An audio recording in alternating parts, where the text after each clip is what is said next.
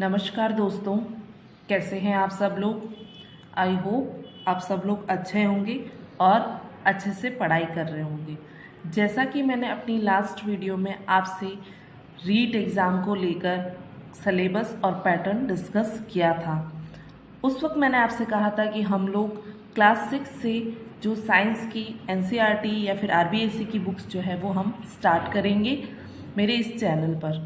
तो लीजिए, आज उसका हम फर्स्ट वीडियो लेकर आ गए हैं, जिसमें कि आपको कक्षा 6 की विज्ञान की बुक में से मैंने आपके लिए आरबीएसई की जो ऑथेंटिक बुक है उसमें से कुछ नोट्स प्रिपेयर किए। First chapter source of food, भोजन के स्रोत, इसमें से जो नोट्स आपके लिए इम्पॉर्टेंट थे मैंने वही आपके लिए बनाए हैं। बाकी जो दूसरा टेबल वगैरह बहुत कुछ दे रखा था उसको हमारे काम का नहीं है। तो बहुत छोटा सा चैप्टर है आपका, तो उसको आप अच्छे से पढ़िएगा और उसको मेरे साथ आप इसी तरीके से नोट्स प्रिपेयर कर लीजिएगा। तो अगर आपको नोट्स और कंटेंट पसंद आता है तो प्लीज़ इस वीडियो को शेयर कीजिए, ज़्यादा से ज़्यादा लोगों तक पहुंचाइए ताकि लोग इसका अच्छे से यूज़ कर सकें और उसका अपने एग्ज़ाम में इस सारे कॉन्सेप्ट को यूज़ कर सकें। तो ज़्यादा टाइम ना वेस्ट करते हुए, क्योंकि हमें बहुत कुछ पढ़ना है ना। फरवरी एग्ज़ाम्स अगर होते हैं, फरवरी में एग्ज़ाम्स होते हैं, तब हमें बहुत कुछ पढ़ना है और जल्दी जल्दी पढ़ना है। तो इसके लिए आपकी साइंस अगर आपको बहुत अच्छे से स्ट्रॉन्ग करनी है कि मतलब इससे बाहर कुछ ना जाए, तो उसके लिए आपको 6 to 10 जो है वो साइंस की बुक्स पढ़नी होगी। चाहे आप एनसीईआरटी पढ़ें या फिर आरबीएसई पढ़ें, जो भी आपके पास बुक्स हैं उनको पढ़िए, क्योंकि 99% जो आपका टॉपिक है वो दोनों बुक्स में सेम है। तो स्टार्ट करते हैं फर्स्ट चैप्टर, भोजन के स्रोत। अब सबसे पहले देख लीजिए इस चैप्टर में आपको पढ़ना क्या क्या है। फर्स्ट तो भोजन की आवश्यकता, भोजन के आधार पर जंतुओं का वर्गीकरण, भोजन के स्रोत, पादप और जंतु से हमें किस किस प्रकार से भोजन मिलता है, क्षेत्रीय भोजन और आपका विशिष्ट भोजन, यही दोनों आपके पढ़ने हैं। सेम आपके जो बुक में दे रखा है मैंने टॉपिक वाइज उसी तरीके से नोट्स प्रिपेयर किए हैं। तो अब सबसे पहले हम फर्स्ट टॉपिक स्टार्ट करते हैं, भोजन की आवश्यकता क्यों है। अब इसमें ये 6 स्टैंडर्ड है, इसीलिए उसी हिसाब से दे रखा है, बट मुझे पता है कि छोटी से छोटी चीज़ हमें छोटी बुक्स, छोटी क्लासेस की जो बुक्स है उसी में से ही सीखने को मिलेगी, इसीलिए मैंने आपको 6 का फर्स्ट चैप्टर लिया है। तो भोजन की आवश्यकता क्यों है, सब जानते हैं कि हम जो दैनिक डेली रूटीन के जो कार्य करते हैं, काम करते हैं हम, तो हमें क्या चाहिए होती, एनर्जी चाहिए होती। और वो एनर्जी हमें किससे मिलेगी, भोजन से मिलेगी। जो आप डेली रूटीन में क्या काम करना है, आपको कितना भी हो, चाहे कितना भी हैवी वर्क हो, कुछ भी हो, उस सब के लिए आपको आवश्यकता है तो किसकी, भोजन की। ठीक है। दूसरी चीज़ आपकी भोजन का जो दूसरा आप यूज़ आवश्यकता इसलिए है क्योंकि शरीर को स्वस्थ बनाए रखने और शरीर की वृद्धि एवं विकास में भोजन जो है वो सबसे ज़्यादा इम्पोर्टेंस रखता है। अच्छा भोजन, संतुलित भोजन अगर आप करेंगे तो आप हमेशा हेल्दी बने रहेंगे और आपको कोई भी बीमारी आपके आसपास नहीं आएगी। थर्ड क्या हो गया, रोगों से लड़ने की क्षमता बनाए रखता है। अच्छा भोजन अगर हमारे द्वारा किया जाता है तो हमें हमारी जो रोग प्रतिरोधक क्षमता है उसमें क्या होती है, वृद्धि होती है। तो ये तीनों पॉइंट आप अच्छे से एक बार पढ़ लीजिएगा। भोजन दैनिक शारीरिक कार्यों हेतु ऊर्जा की आपूर्ति बनाए रखता है। दूसरा, भोजन शरीर को स्वस्थ बनाए रखने के साथ साथ शरीर की वृद्धि एवं विकास में उपयोगी। तीसरा, रोगों से लड़ने की क्षमता बनाए रखता है। ये तीनों पॉइंट आपको ध्यान रखने हैं। अब सेकंड, जंतुओं का वर्गीकरण। अब ये थोड़ा सीटेट और रीट को लेकर इम्पॉर्टेंट है, इसमें से क्वेश्चंस पूछ सकते हैं कि आपका जंतुओं का वर्गीकरण भोजन लेने के, ग्रहण करने के आधार पर कितना है। तो 3 श्रेणियों में हम उसको बांट सकते हैं, आप शाकाहारी, मांसाहारी, सर्वाहारी। ओके, वेल नोन है, सबको पता है, आप लोगों ने इतना मतलब साइंस पढ़ रखा है, तो ये छोटी छोटी चीज़ें हैं। बट मैंने आपसे प्रॉमिस किया है कि 6 to 10 आपको सारी बुक्स में टॉपिक वाइज कराऊंगी, इसीलिए मैंने आपको इसको करा रही हूँ। शाकाहारी, हर्बीवोर्स, अब इनका इंग्लिश टर्म भी आप साथ साथ ध्यान रखिए। कभी कभी क्वेश्चन पेपर में आपका ये शाकाहारी ना लिख के हिंदी में हर्बीवोर्स लिख सकते हैं, तो उस वक्त के लिए आपको इसका दोनों टर्म पता होना चाहिए। शाकाहारी, मांसाहारी, सर्वाहारी, 3 श्रेणियाँ। ठीक है, शाकाहारी मतलब पेड़ पौधों से प्राप्त जो भोजन सामग्री को अपने भोजन के रूप में ग्रहण करते हैं उनको हम शाकाहारी बोलते हैं। ठीक है, शाकाहारी आप सबको पता है किसको बोलेंगे, जो पेड़ पौधों से प्राप्त भोजन को अपनी भोजन सामग्री के रूप में ग्रहण करते हैं, जैसे गाय, भेड़, बकरी, ऊंट, हिरन आदि। दूसरा आपका मांसाहारी क्या हो गया, कार्निवोर्स बोलते हैं इसको।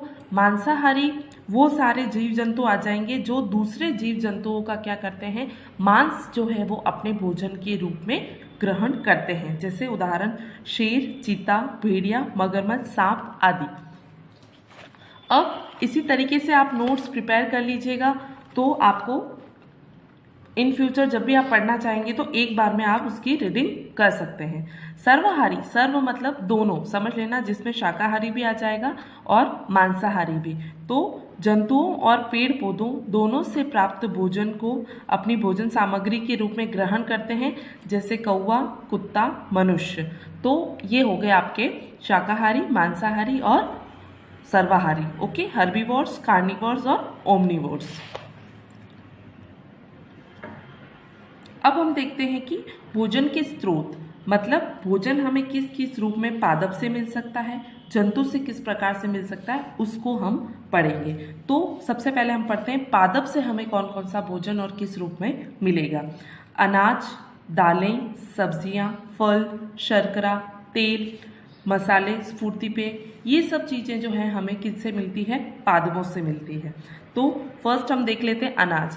अनाज में आपका गेहूं, मक्का, चावल, बाजरा, जौ, ये सब क्या है, अनाज की कैटेगरी में आते हैं। आपको पता है कि इन सब से हमें सबसे ज़्यादा एनर्जी जो है वो मिलेगी।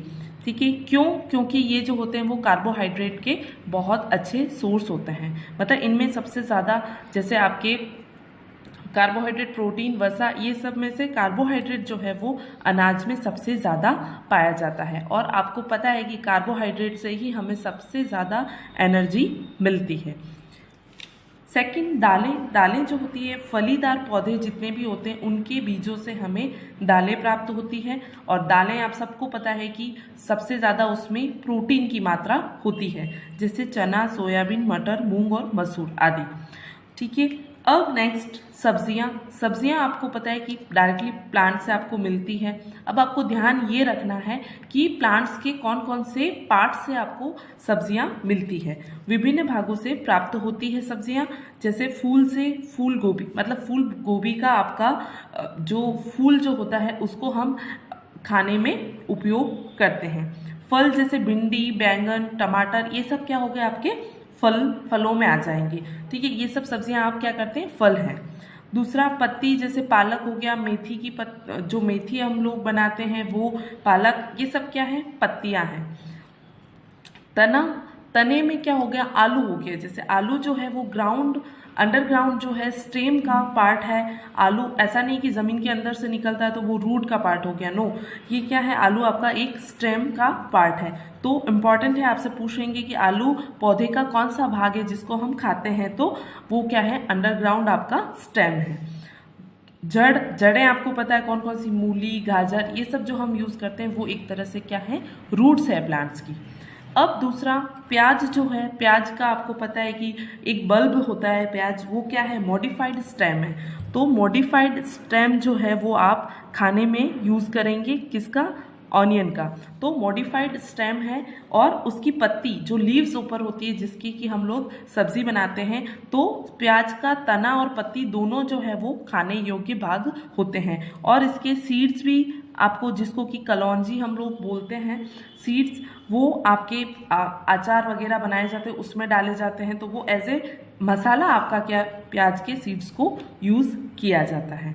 ओके, अब आपको ये फल, शर्करा, तेल, ये बहुत सिंपल है, इसमें कुछ आपका इतना इम्पोर्टेंट नहीं है, इसलिए मैंने आपको इसमें नोट्स में नहीं लिखा है। स्फूर्ति पेय, जो चाय व कॉफ़ी हैं, इनको हम क्या बोलते हैं, स्फूर्ति पेय। जैसा कि बहुत सारे लोगों की आदत होती है कि चाय पीते ही उनको एनर्जी से महसूस होती है, तो वो क्या होता है, ज़्यादा एक्टिव हो जाते हैं। ठीक है, तो चाय जो है वो पत्तियों से मिलती है, कॉफ़ी के सीड्स होते हैं उनसे आपको कॉफ़ी मिलती है। तो इस तरीके से पादपों से आपको इतना सारा जो भोजन के स्रोत कौन कौन से हैं, पादपों से कौन कौन से भोजन आपको मिलते हैं वो थोड़ा सा ध्यान रखिएगा। अब भोजन के रूप में जंतु, इसमें आपको कुछ भी बताने जैसा नहीं है। आपको पता है कि जो मिल्क और मिल्क से बनने वाले प्रोडक्ट जितने भी हैं, मिल्क हमें जंतुओं से मिलेगा, तो उससे जो भी मिल्क प्रोडक्ट्स है, डेयरी प्रोडक्ट्स जितने भी हैं वो सब आपको जंतुओं से मिल रहे हैं। शहद हो गया, अंडे हो गया, मांस हो गया, ये सब क्या है आपको जंतुओं से मिलता है। लास्ट में हम पढ़ेंगे क्षेत्रीय भोजन। क्षेत्रीय भोजन मतलब आपका एक स्पेसिफिक एरिया होता है जहाँ पर क्या होता है कि वो भोजन जो है वो आपका बनाया जाता है जनरली, मतलब वो वहाँ का क्या होता है, फेमस होता है, तो उसको हम बोलते हैं क्षेत्रीय भोजन। जैसे सबसे फेमस आपको पता है, आप राजस्थान में हम लोग रह रहे हैं तो दाल बाटी चूरमा, राजस्थान का क्या फेमस है, दाल बाटी चूरमा। और सेकंड आपका मिस्सी रोटी और सरसों का साग, आपने सुना ना, मिस्सी रोटी सरसों का साग, तो ये सब किसका है, पंजाब का। और इडली और डोसा जो होता है वो साउथ इंडिया जो है उसमें ज़्यादा बनाया जाता है। तो इस तरीके से ये आपका 6th स्टैंडर्ड का फर्स्ट चैप्टर था, तो ये उतना ही है। मैंने आपको जो जो इम्पोर्टेंट था वो इसमें आपका लिख लिया नोट्स में। अब हम नेक्स्ट चैप्टर जो है वो मेरी नेक्स्ट वीडियो में पढ़ेंगे। बस 10-10 मिनट के कुछ चैप्टर्स हैं, वो आप मेरे साथ अगर रेगुलर स्टडी करेंगे तो अच्छे से आपके कवर हो जाएंगे। तब तक के लिए इसको रिवाइज कीजिए, दूसरे सब्जेक्ट्स पढ़ते रहिए और मेरे वीडियोस को देखिए। इनको अगर आपको लगता है कि हाँ इनसे फ़ायदा हो रहा है तो प्लीज़ दूसरे लोगों तक भी इसको शेयर कीजिए, और शेयर करने के साथ साथ मेरे वीडियो को लाइक कीजिए, सब्सक्राइब कीजिए। तब तक के लिए पढ़ते रहिए, खुश रहिए। Okay, thank you.